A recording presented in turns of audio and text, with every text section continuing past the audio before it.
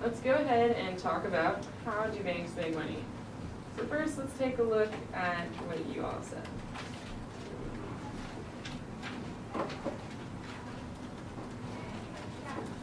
So interest rate for money deposited, interest rate lending out money through investments and loaning money, interest rates and return on investments, loans, and interest with those loans, and interest. You guys nailed it. Banks are a money-making institution.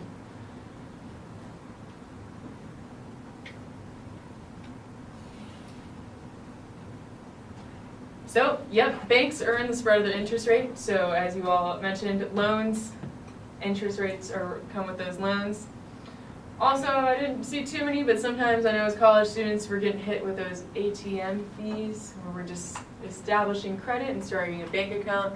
So every once in a while we'll see minimum balance requirements. I heard both of you talking a little bit about a trip to Germany walking into the class today, right? So yeah, do be careful about those foreign transaction fees. And then, but really, you know, banks are profitable, yes. Well, what does this lead to? This leads to money creation. So what this allows, how banks are profitable, is they're able to take deposits and they're able to loan out that money. So in the US, we have a fractional banking system, which means that the banks only keep a fraction of the deposits on hand, given that depositors would not withdraw quite often. So for the purpose of our game in class today, we're going to say there is an island bank. And let's just say this island's bank's deposits are $1,000. Our required reserve ratio is low, only 10%. Therefore, the bank's reserves are $100. So that means deposits are 10 times as much as the money within this island bank. So are you beginning to sense a little bit of a multiplier here? So the money multiplier would be 1 over the reservation ratio. So what does the money multiplier mean? Well, it means that for each dollar the Fed increases reserves and how much can deposits, and so can the money supply increase. So if the required reserve ratio is 20, 1 over 20, that means the money multiplier is 5. So when each dollar the Fed injects, we do expect deposits to increase by $5. That's not always the case in the real world because people keep cash on hand. Say it's a Thursday night. You may keep some extra cash on hand if you end up at Spud Nuts. Also, banks keep excess reserves above zero. So if either of these two happens, that means the impact of the money multiplying effect is a little bit smaller than intended. But I digress. What happens when there's low reserves and a large amount of account withdrawals?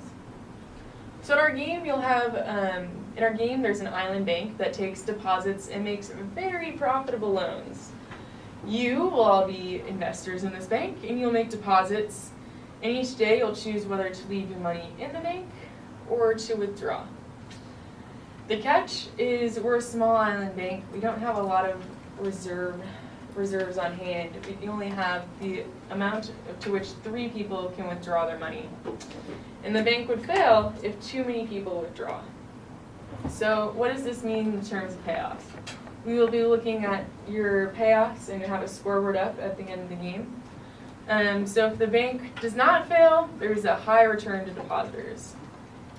If you withdraw and the bank has not failed, you'll at least get back your initial deposit. And if the bank fails, then you're not guaranteed any money back, and you may lose your deposit. So how this will look on your screen, you'll be able to see how many investors are in your group. So again, this is a small island bank. There will be 6 people in each group. So it looks like we'll have room for 2 banks in this classroom. So what does that mean? It's your moral responsibility to let folks at a neighboring island know if your bank has failed. You can see the maximum days to maturity. So in this case, it's going to be 6 days to maturity. And the maximum safe withdrawals. So only 3 people can withdraw safely, ensuring that they receive their full deposit back. And then you'll see the interest rate. So if the bank does remain solvent, you'll get $150. So interest. And you can always monitor the number of folks that withdrew and what day you're on. Which leads us to the decisions. Will you leave in the bank or withdraw? So I'm going to go ahead and play the first game, and you guys will be put into groups.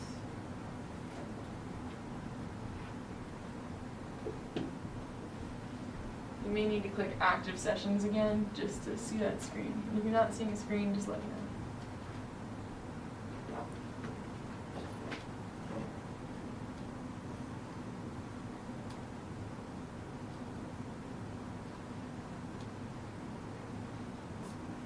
Alright, both groups are finished. It felt a little tense in the room. Let's see what happened here.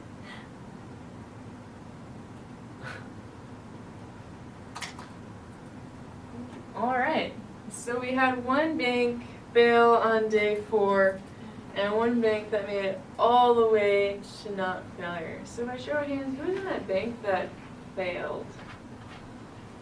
How are you feeling right about here? What were the signs in round 2 and round 3 that made you start feeling a little anxious?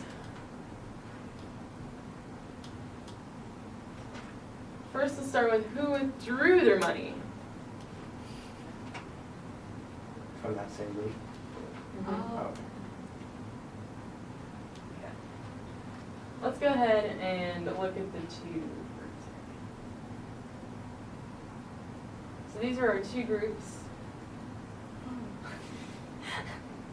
Now let's go ahead and take a look at our scoreboard here. So we can see we had a couple players here keep their money in the bank to receive that interest rate. And then we see a couple people down here, oh man, weren't able to get their money out in time before that bank failed. So we're going to play this game one more time with a little bit different of a treatment. You all be on your own island.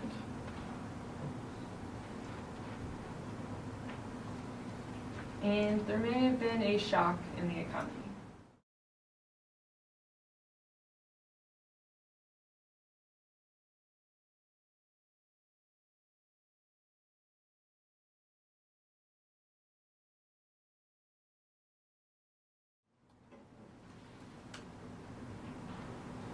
So let's talk about this game, guys. You guys don't look too happy with me. So what happened? Well, I induced a bank run.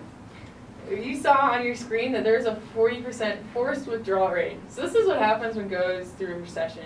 There's a loss in confidence within the classroom, in morality. So at first, it was maybe early warning signs. We saw one bank fail.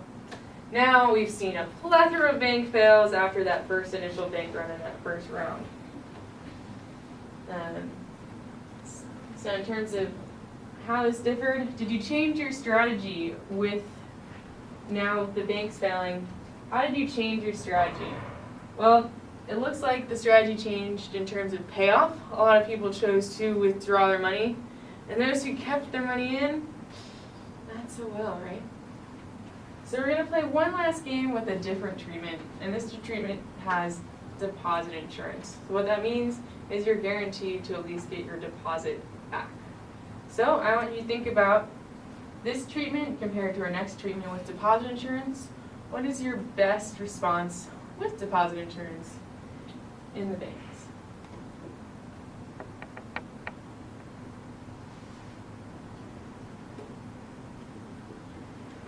And you're back in your groups within the classroom, so feel free to communicate if you feel you have a best strategy that other people should follow. Do we know who our groups are? So I can show them to you. So our first group is 6. Justin, Bethany, Daniel. Someone's gonna have to help me with that. Okay, Larissa and Anne are our first. And then our next we'll have 4 with 2 robots. So you can feel free to communicate with your groups what might be the best decision here so that you're all profitable. What do you want? Well, or I'm scared. Stay. So no betrayal. Okay. Okay. Stay. We're staying. Oh. I cannot do that with you. No.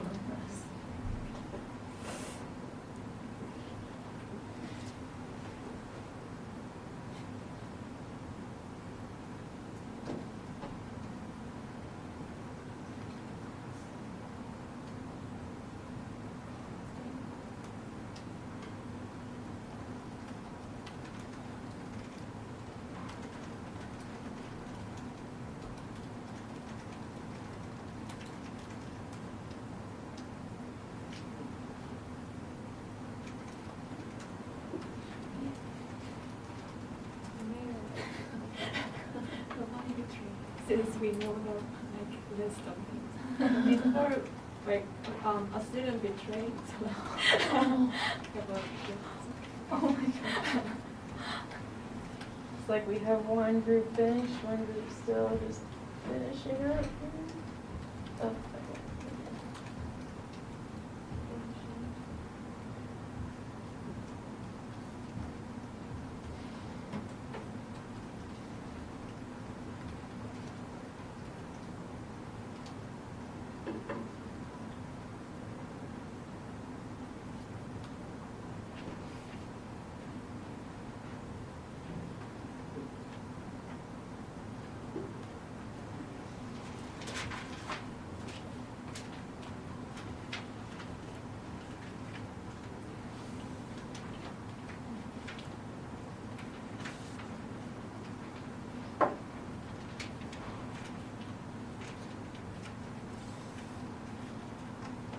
Looks like our groups are finishing up.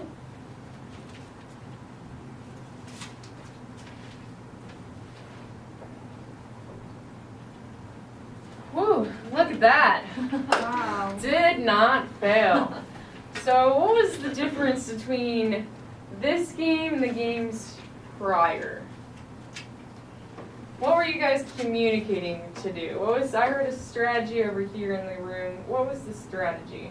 To just cooperate and stay in it. Cooperate and stay in the mix. So with deposit insurance, knowing that you are at least guaranteed that deposit back, your best response was to coordinate and keep your money in the bank.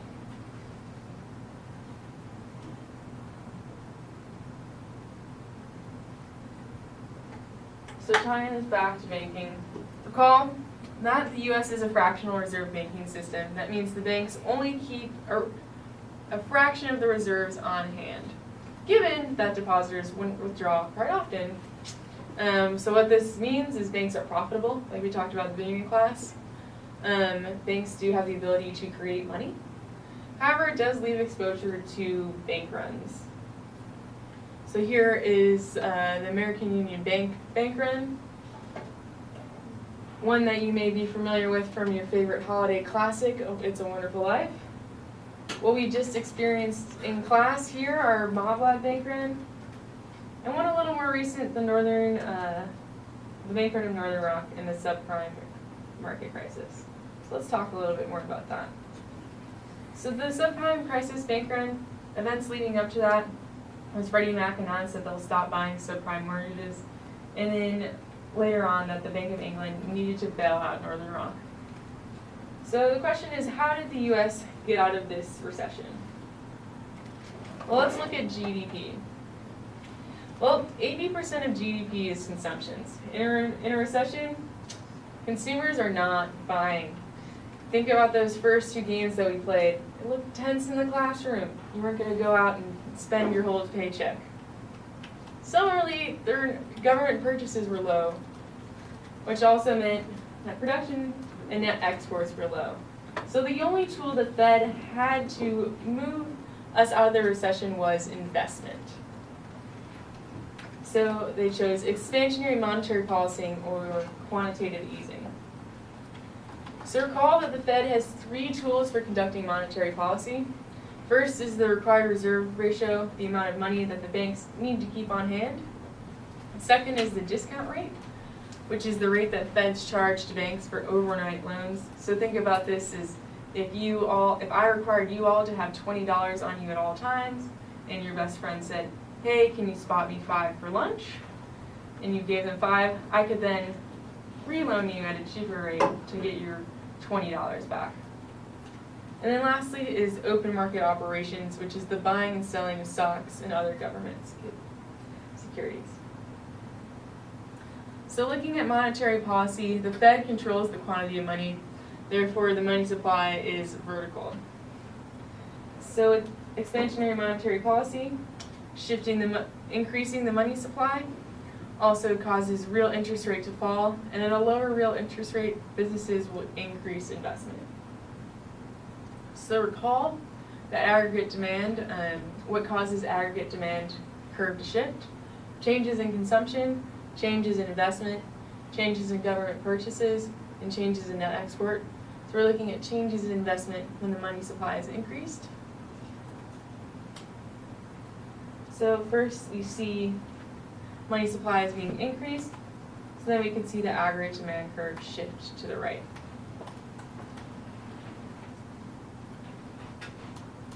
So how this would look longer in equilibrium, how the U.S. moved out of the recession, well first with monetary policy, we shift aggregate demand to the right, then longer in the aggregate supply would shift to the right, thus stabilizing us at a stable long run equilibrium.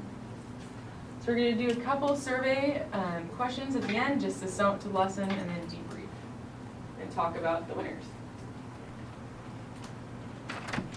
So we definitely experienced a difference between the gain with deposit insurance. What we can see here is, yep, we realized that the best strategy, and we discussed in class, is saying, hey, we know we're guaranteed to get that deposit back, which makes it easier to make a strategy and confidence in the banking system to leave your money in the bank. So what does this policy cost? Well, in the United States, deposit insurance is guaranteed by the FDIC, which is a government-owned institution. But in macro, we know there's the common saying, there's no such thing as a free lunch. Who's really paying for this deposit insurance? Well, it's the taxpayers. And how does this set up a moral hazard? I think number one, nailed it, they'll be more likely to increase in riskier behavior. So if you think about the subprime crisis, or sort of the too big to fail scenario, they're making bad loans with higher interest rate risks, knowing that at the end there is this net bailout system. So to sum up the lesson, did you feel it? Cool. Well, thanks so much for your time, guys, and being engaging, and I'll turn it back to you. How can we give her applause? So how was it? Isn't it very interesting?